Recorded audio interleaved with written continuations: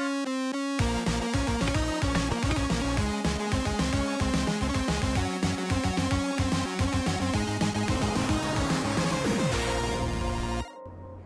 everyone, this is my quick overview of the SNES Classic.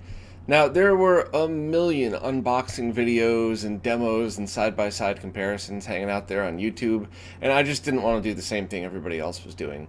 So I'll just give you a fun look of how I got mine. I'll do lag tests and some side-by-side comparisons, and that's pretty much it. I figure you guys are probably sick of seeing these things anyway, and to be honest, I really wasn't even sure if it was necessary for me to do one, but I wanted to do it anyway. So let's start from the beginning, and here we go. Hey guys, I'm outside the Nintendo store, and the line is literally around the block. Like, all the way down the long block, all the way down the short block, around the other long block. So yeah, they're not even letting anybody in for anything else. So I'm gonna come back later. This is crazy. I wasn't exaggerating about the line though. Check it out. It goes all the way around the block. Even when I went back a few hours later that day, it still went down one full long block and one full short block. So I wasn't about to stand in line for 3 hours for this. I ended up calling Steve, the owner of Brooklyn Video Games, who was willing to help out and let me use his for a while. And Steve's always really helpful to the retro gaming community and totally gets what we're trying to do. So I grabbed my cousin Scott and went down there to check it out for ourselves.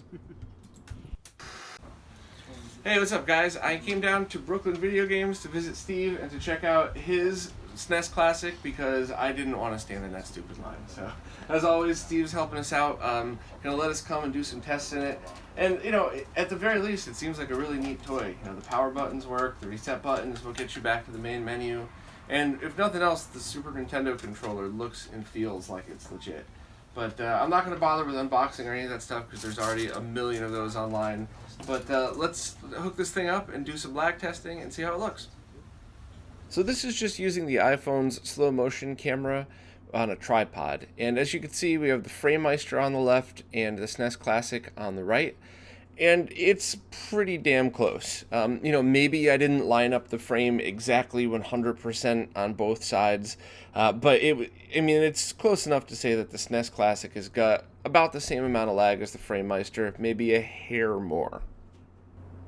So just to make sure that that slow motion video wasn't misleading, I wanted to put another one in here. This is just a one-chip SNES into a flat screen TV, but on one video I have it through one of those crappy SCART to HDMI scalers, the ones with the like 4 or 5 frames of lag, and on the right I have it through the open source scan converter. So while this has nothing to do with the SNES Classic, I just wanted to show you the drastic difference of an example of something that has a lot of lag versus something that doesn't. So check this one out. So this is a great demonstration of what a lot of lag looks like. Because even if I maybe didn't line up the button presses perfectly, you could very clearly see the difference in Mario's jump. And while this really isn't the most scientific way to test lag, I actually prefer CRT testing and everything else, or even using a light to pick things up. It is at least a measurable thing, and it shows that I didn't just guess about lag, I figured it out. Okay, so here's the obligatory side-by-side shots. All have the SNES Classic on the left, and a SNES Mini with the Voltar 7374 bypass board installed on the right.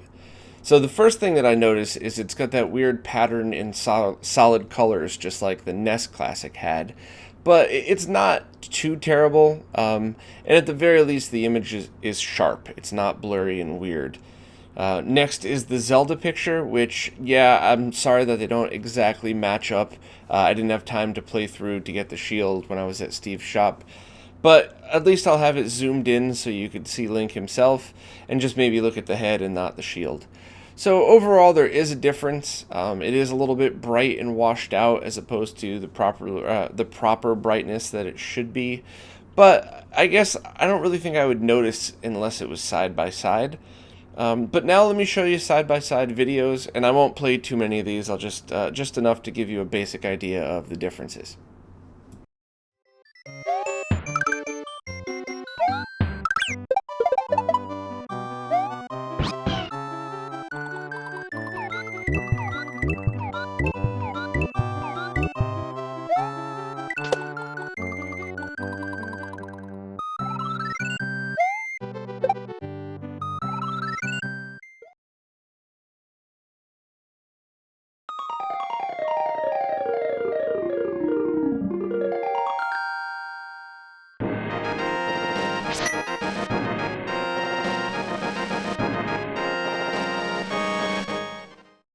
And lastly, here's just a quick video of what the menu looks like and what some of the options are.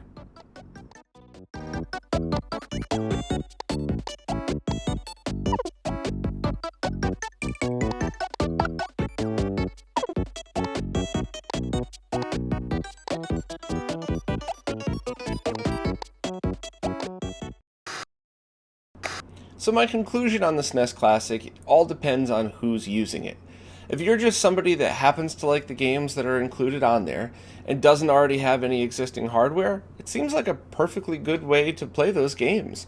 The lag is pretty much exactly equivalent to what an RGB modded SNES through a FrameMeister might be, but you know, it's a fraction of the price. So in all honesty, it's a really fun toy for people like us, who I'm assuming most people watching this video are probably followers of my channel who have RGB modded consoles and playthrough monitors or good quality upscalers. And for us, it's definitely a fun toy. For people that aren't as serious about it or really just want to play those specific games that are on it, it's great. It seemed a little bit better than the NES Classic, but you know, that's really just speculation because I didn't play them side by side. But overall, I mean, if you can get your hands on one for the MSRP and not pay any more for it, I'd say go for it. It's a fun toy, and you know, those are great games on there. So, you know, overall, I definitely would say that I totally give it my approval, as long as you're not a perfectionist that's really looking for the best quality out of your consoles. Because that's what my whole channel and website is about, is getting the best out of them. And that's not the best you could play a SNES game, but it's certainly a good method. So anyway, as always, thanks to all my Patreons, because if it wasn't for you guys, I couldn't make these videos. And I have a weekly podcast for any newcomers watching this one, if anybody wants to stay in the loop of what's going on in the retro gaming world. And I'll see you next time.